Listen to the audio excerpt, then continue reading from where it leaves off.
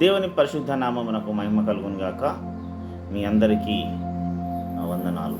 ఈ ఉదయకాలమున care and concern దేవుని మాట అనే కార్యక్రమానికి మిమ్మల్ని అందరినీ సదా ప్రేమతో ఆహ్వానిస్తున్నాము. ముందుగా ఒక గీతాన్ని, ఒక పాటను విందాం. దీవించవే సమృద్ధిగా నీ సాక్షిగా కొనసాగమని, ప్రేమించవే నన్ను ప్రాణంగా, నీ కోసమే నన్ను బ్రతకమని, దారులలో ఎడారులలో సెలయేరులై ప్రవహించుమయా, చీకటిలో కారు చీకటిలో అగ్నిస్తంభమై నన్ను నడుపుమయా, దీవించవే సమృద్ధిగా నీ సాక్షిగా కొనసాగమని. Praise the lord. దేవుని పరిశుద్ధ నామమునకు మహిమ కలుగును గాక. ఈరోజు ధ్యాన వాక్యముగా 1 కొరింథీ పత్రిక 10వ అధ్యాయం 29వ వచనంలో చదువుతున్నాం. ఎన్నిక లేని వారిని దేవుడు ఏర్పరచుకొని ఉన్నాడు. చిన్న మాట ప్రార్థన చేసుకుందాం. ప్రభువా, నీకు వందనాలైనా చదవబడినటువంటి వాక్య భాగంను మీకు వందనాలు. వాక్య భాగంను విరిచి మాకు వడ్డించండి, నీకు భద్రపరచండి. మాకు కావాల్సిన ప్రతి రోజు తీర్చిన వినగలిగిన చెవులను గ్రహించగలిగిన మనసునిచ్చి నాతో మా అందరితో మాట్లాడమని నీకు భద్రపరిచి కాపాడమని యేసునామమున ప్రార్థించి వేడుకుంటున్నాం. Praise the lord. ప్రభు నందు నాకు అత్యంత ప్రియులారా, చిన్న అంశము మనము ఒక 10 నిమిషాల్లో దేవుని వాక్యాన్ని ధ్యానించుదాం. ఎన్నిక లేని వారిని దేవుడు ఎన్నుకున్నాడు అని అపోస్తలుడైనటువంటి పౌలు కొరింథీలో ఉన్న సంఘానికి చెప్తున్నాడు. ప్రియులారా, ఎన్నిక లేని వారు అనగా ఎవరు అంటే, ఈ లోకము దృష్టిలో, సమాజము దృష్టిలో గుర్తింపు లేనివారు ఎన్నిక లేనివారు. ఈ గుర్తింపు లేనివారు సమాజంలో ఉన్నారు అంటే వారి బ్రతుకు వారు బ్రతుకుతున్నారు, కానీ ఎవరును వారిని పట్టించుకొని వారు. మనం సమాజంలో చూస్తుంటాం. ఈరోజు సమాజంలో చాలామంది తృణీకరించబడుతున్నాం. మెయిన్గా దేవుని సమాజము ఒక వెలివేయబడిన స్థితిలో చాలా సందర్భాల్లో మనం కలిగి ఉంటాం. కానీ ప్రియులారా, ఎప్పుడైనా కానీ ఈ ఎన్నిక అనేది దేవుడి విషయంలో దేవుడు ప్రత్యేకంగా ఎన్నిక లేని వారిని లేపాడు. అందుకంటాడు ఆయన, పెంట కుప్ప మీద నుంచి బీదలను లేవనెత్తువాడు నేనే, ఎన్నిక లేని వారిని ఎన్నుకున్నాను. ప్రభువా, ఉదాహరణకు మోషే భక్తుడు ఉన్నాడు. మోషే ఫరో యొక్క కుమార్తె యొక్క కుమారునుడిగా ఉండుట కంటే ఇశ్రాయేలీయుల విషయమై నింద మోయుట గొప్ప భాగ్యమని ఎంచుకొనెను అని చెప్పబడింది. ఎందుకు?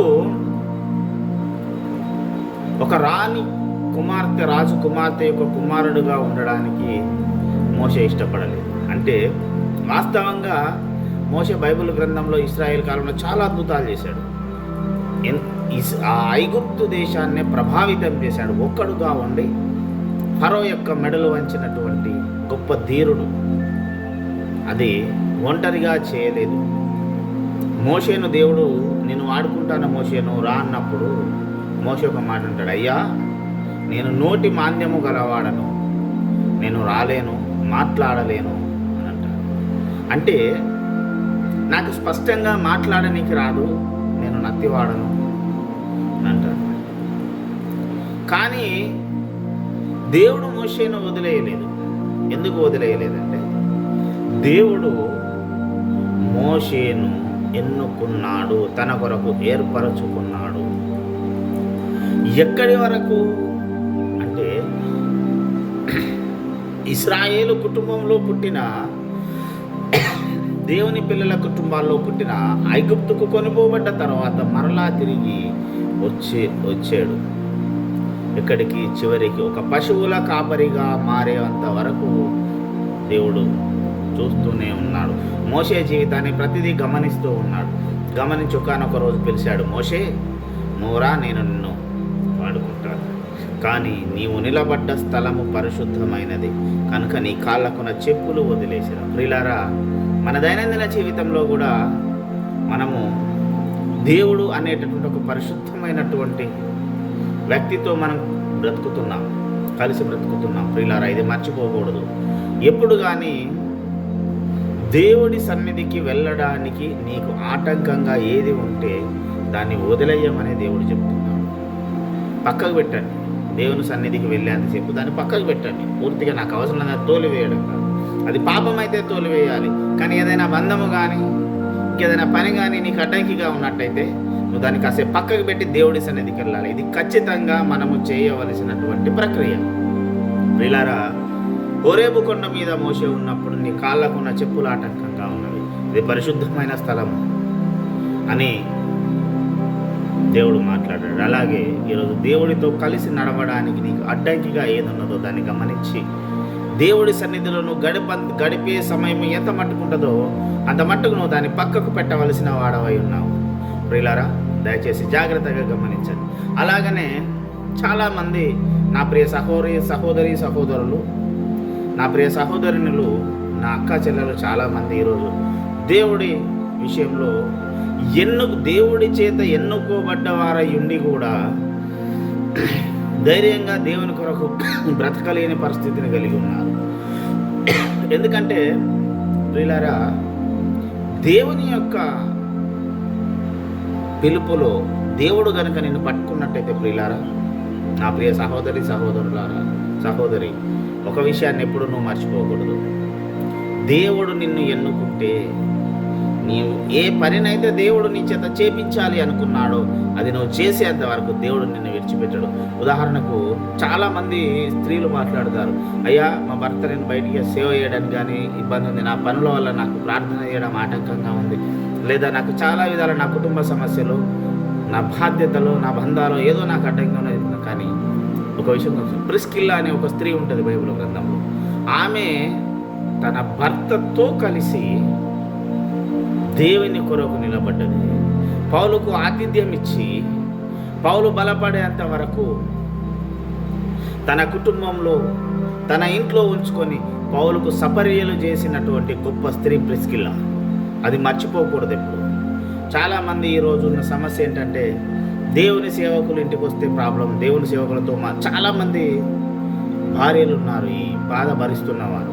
దయచేసి ఒక విషయం గమనించండి, క్రీస్తు విషయమై నింద మోయుట గొప్ప భాగ్యమని ఎంచుకున్నారు.